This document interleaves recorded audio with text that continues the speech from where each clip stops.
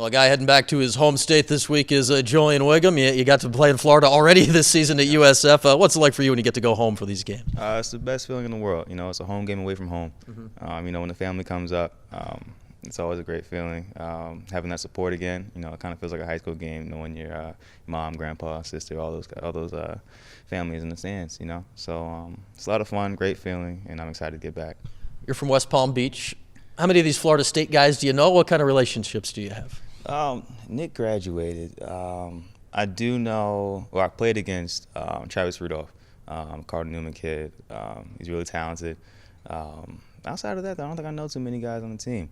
I just know they're a bunch of great athletes from Florida, so I got to come with my A game. So you know what they're like, yeah. Even if you don't know them personally. Oh yeah, tons of speed. That's it. Tons of speed, and they're gonna have the moves for you. So you got to be on your toes, ready to go.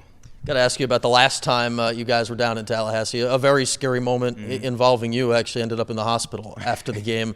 What was that like? I mean, it's got to be scary for you personally going through that moment and wondering if you're going to be all right. Oh yeah, that was definitely tough. I was scared on the field. I didn't know if I was going to live. That was a feeling I've never experienced before. I've never gone through that before, and it was tough to get back from.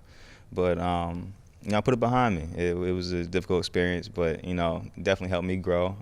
Made me a tougher player, no doubt. And I'm excited to get back, kind of prove myself on the field this time.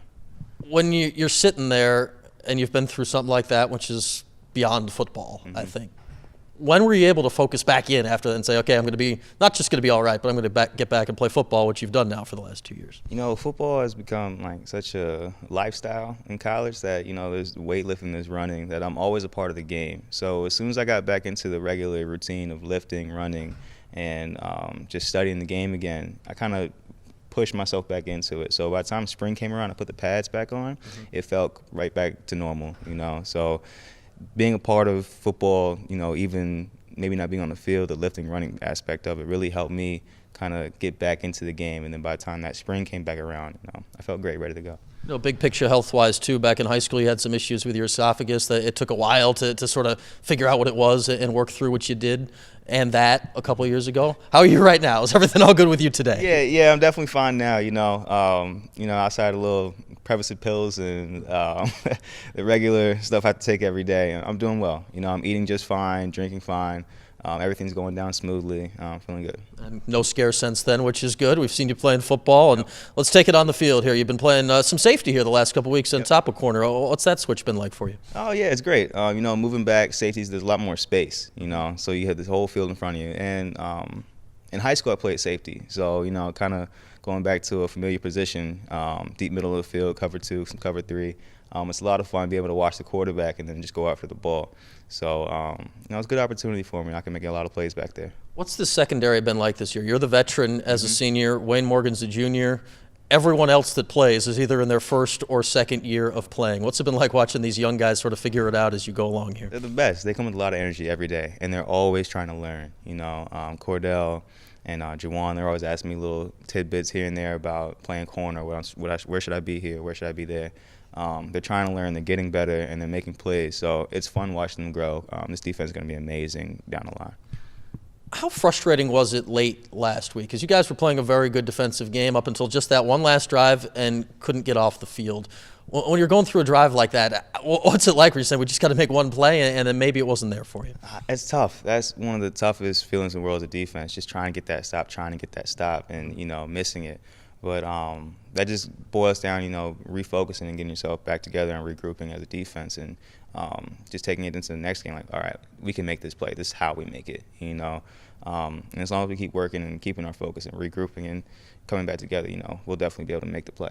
All right, Julian, a couple of Florida State thoughts here with their 2 stars on offense. Let's start with Dalvin Cook. He's 7 games in, is already north of 1,000 yards. We saw him as a freshman last year. He had a pretty good game in the Dome. When you watch what he's done this year, how tough is he to stop, and what do you have to do to contain him this week? He can do it all. He's one of those backs. He can one cut and be gone.